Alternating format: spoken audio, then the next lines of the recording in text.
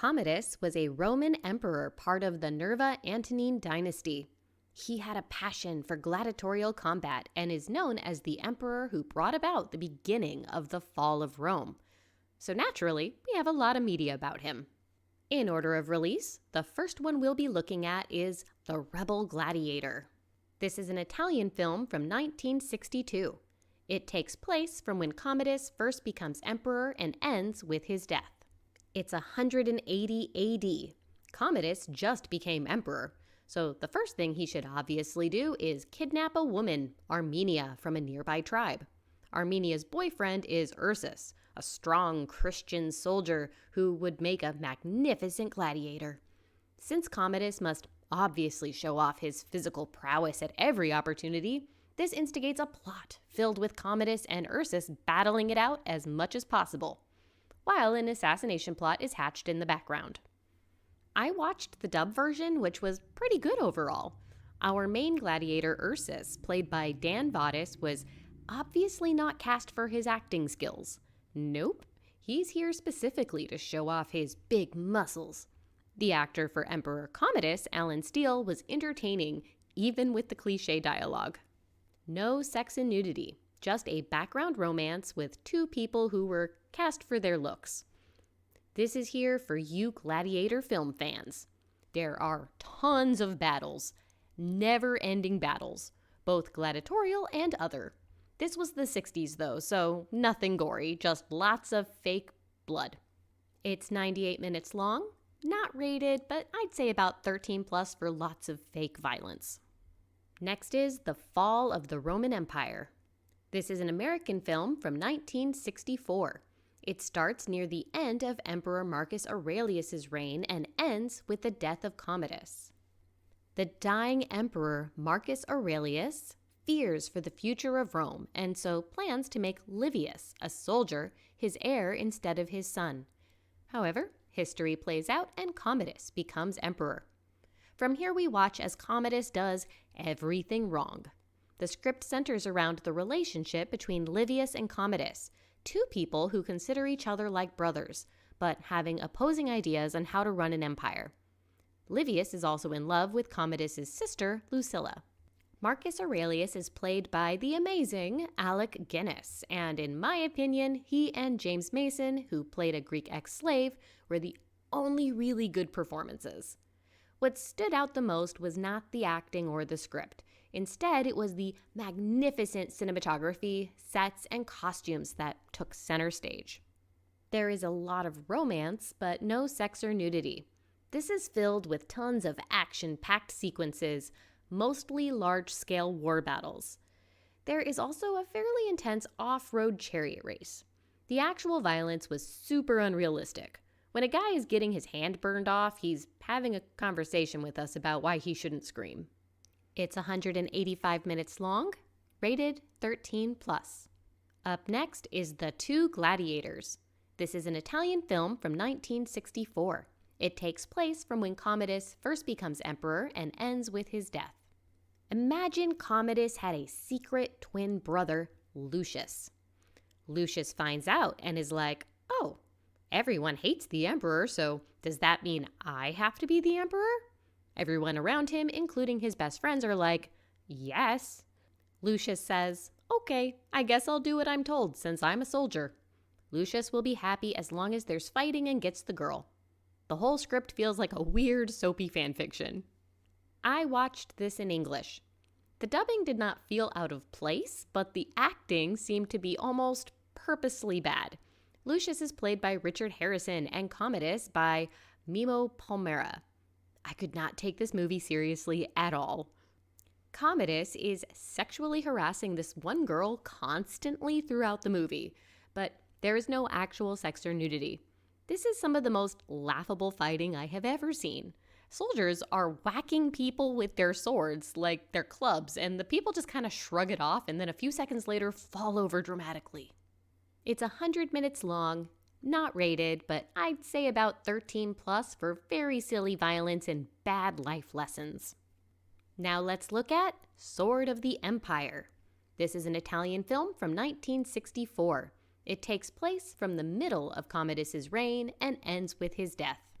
This really should be called Commodus versus the Christians. Commodus hates Christians and is determined to wipe them from the face of the earth.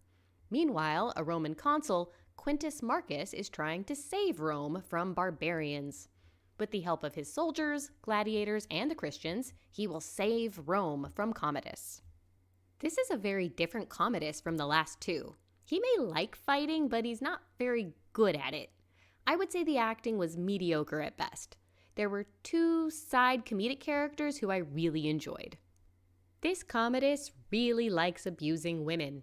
He smacks them around, ties them to trees, and you get the idea. There is some background romance, but it's not at all the focus. The fights were nothing impressive, or maybe just typical for a sword and sandal B-movie. It's 81 minutes long, not rated, but I'd say about 16 plus for adult themes. Next up is Gladiator. This is a US and UK film from 2000. It starts near the end of Emperor Marcus Aurelius's reign and ends with the death of Commodus. This is very similar in some ways to 1964's The Fall of the Roman Empire. It's about Maximus, a general in Rome's legion who Emperor Marcus Aurelius views as a son. After the death of the emperor, Commodus is a terrible person, and through a series of events, Maximus becomes, you guessed it, a gladiator. It's a story about tragedy, loss, and loyalty. It won a ton of awards like Best Picture, Best Costume Design, Best Sound, and more.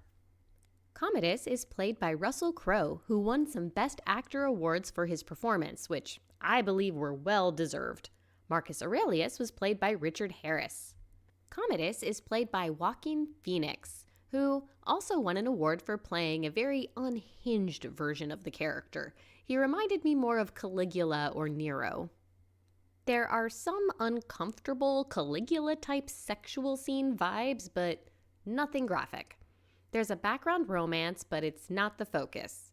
The adult rating is all for the violence and foul language. In the first 10 minutes, you see bloodied, chopped off limbs, and later people are graphically cut in half. So yes to the gore. 155 minutes, rated 18 plus. Last on this list is Roman Empire, Commodus, Reign of Blood.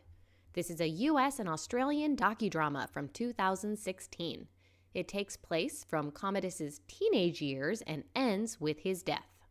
This is a docudrama that leans heavily on the drama. Although historians are there to give their historical commentary, the actual drama portion makes a lot of decisions all on its own. Commodus is a spoiled prince who will someday be the emperor of Rome, learning under his famous father. He doesn't really want to rule, so trusts the wrong people to do it for him. Then he decides to become a gladiator to win favor with the people. Commodus is played by Aaron Jakubenko. No idea if I said that right. Who I think did a decent job in the role. He did a good job playing the line between hardened, proficient soldier one moment, then spoiled, scared prince the next. I also enjoyed the gladiator who trained Commodus, Cleander, played by Jared Turner. Overall, I think the acting in this was well done.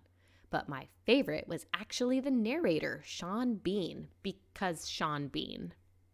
We have full nudity and rolling on the bed sex scenes. There is a lot of violence with quick war scenes and clips of gladiatorial fights. But it's not the focus of the show and never gets very gory. It's 6 episodes, each averaging 45 minutes long, rated 18 plus. Final opinion. The Rebel Gladiator.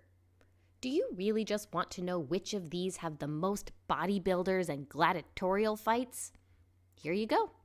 I enjoyed it overall as a quick and fun background movie. The Fall of the Roman Empire. Gorgeous sets and the plot was decent. However, for me, it was kind of boring. It moved along at a snail's pace and I never felt any sense of excitement or investment. This is for those of you who are fans of fantastic older cinematography. The Two Gladiators.